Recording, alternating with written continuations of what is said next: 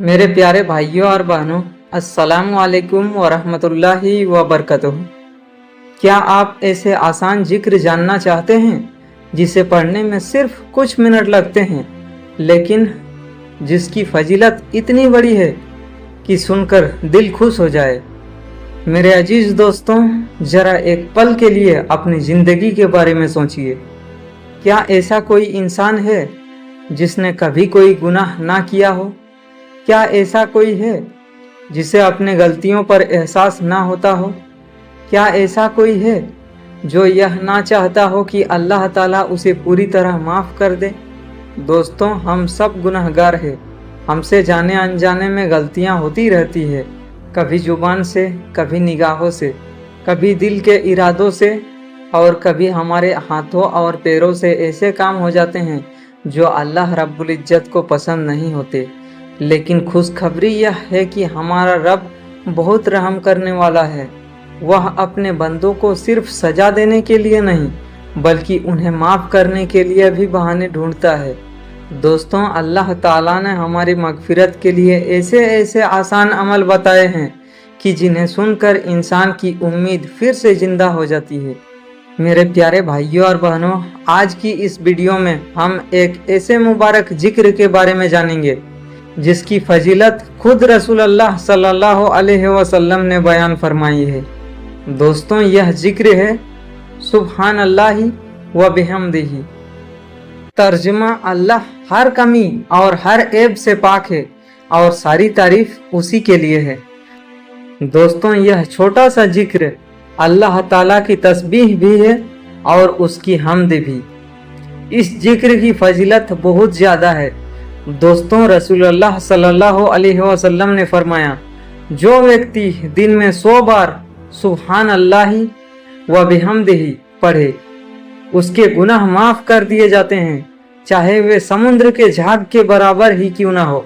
दोस्तों, सोचिए, समुद्र के झाग कितने ज़्यादा होते हैं। मेरे अजीज दोस्तों, सोचिए, सिर्फ एक छोटा सा जिक्र, सिर्फ 100 बार सुब्हान अल्लाहि व बिहम्दिही, और अल्लाह ताला अपने बंदे के गुनाहों की माफ़ी का इतना बड़ा वादा फरमाता है, समुद्र के झाग के बराबर।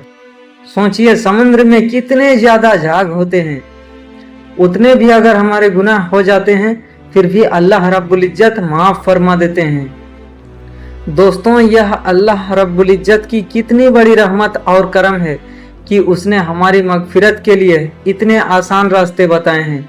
लेकिन याद रखिए, इस हदीस में जिन गुनाहों की माफ़ी का जिक्र है, उलमा ने बताया है कि इससे आमतौर पर छोटे गुनाह की माफ़ी होते हैं। दोस्तों, बड़े गुनाहों के लिए तौबा करना ज़रूरी है, क्योंकि तौबा के बिना बड़े गुनाह माफ़ नहीं होते।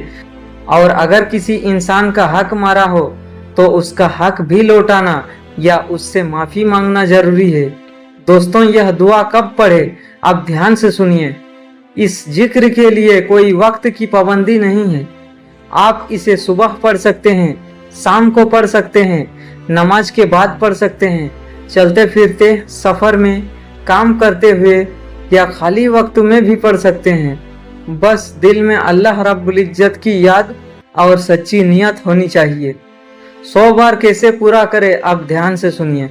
तस्बीह के दानों में गिन सकते हैं, उंगलियों पर गिन सकते हैं, या डिजिटल तस्बीह काउंटर का इस्तेमाल कर सकते हैं। पढ़ने में केवल कुछ मिनट लगते हैं, लेकिन इसका सवाब और फजीलत बहुत बड़ी है।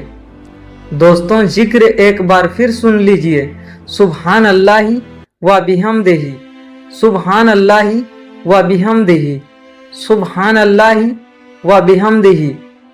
तर्जुमा, अल्लाह रब्बुल इज्जत हर कमी से पाक है और सारी प्रशंसा उसी के लिए है।